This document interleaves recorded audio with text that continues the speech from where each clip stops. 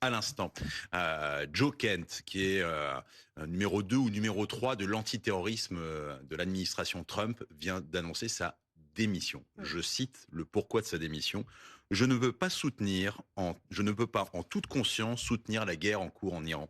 L'Iran ne représentait aucune menace imminente. C'est le numéro 2 ou 3 de l'antiterrorisme aux États-Unis.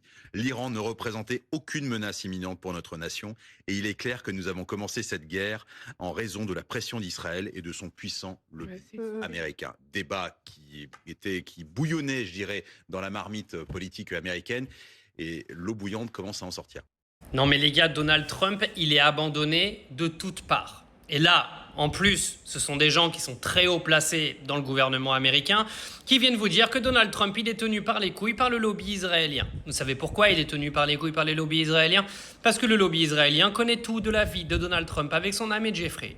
On sait très bien que cette petite balade de Donald Trump avec son porte-avions au large de l'Iran s'est fait au moment où les dossiers de l'affaire Jeffrey ont été sortis en public. D'accord ? Il faut savoir qu'au moment où les dossiers sont sortis, on a appris de sources journalistiques aux États-Unis que Donald Trump avait fait en sorte que beaucoup de ces fichiers ne soient pas relâchés.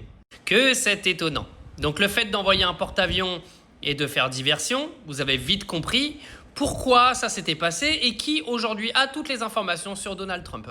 Le mec est en train de couler, il est en train d'être abandonné totalement par les gens qui l'entourent, en plus d'être abandonné par tous ses alliés de l'OTAN qui ne veulent pas se joindre à lui dans l'état actuel de la guerre, parce que ses alliés de l'OTAN savent très bien qu'ils vont passer un sale quart d'heure, vu que les Américains sont complètement pas dans leur avantage pour l'instant au large de l'Iran. Mais ce qui est grave, vous imaginez quand même que le gars là qui vient de démissionner, c'est un gars qui s'occupe de l'antiterrorisme aux États-Unis. Il vient vous dire que l'Iran ne représentait aucune menace. Et que Donald Trump a joué sur l'équilibre mondial sans aucune menace. C'est-à-dire que le mec il s'est barré comme ça, en mode je vais aller me faire une petite randonnée au large de l'Iran, je vais aller tuer des gens, je vais aller foutre le monde dans un bordel pas possible. Mais on sait vraiment pourquoi, parce que si vous avez le mec de l'antiterrorisme aux États-Unis qui vient vous expliquer qu'il est tenu par les couilles par Israël, c'est qu'on sait pour quelle raison, mais on le sait tous. Qui parle encore de l'affaire Jeffrey Epstein depuis que Trump s'est barré au large de l'Iran? Personne. Tout le monde l'a oublié cette affaire. C'est bizarre.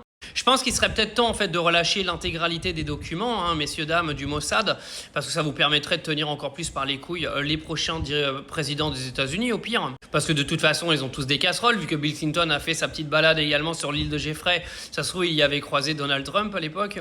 Et c'est une dinguerie quand même. Si le mec il commence à être lâché à l'intérieur de son propre gouvernement, parce que les gens savent qu'il est tenu par Israël aujourd'hui, il va falloir se poser des questions.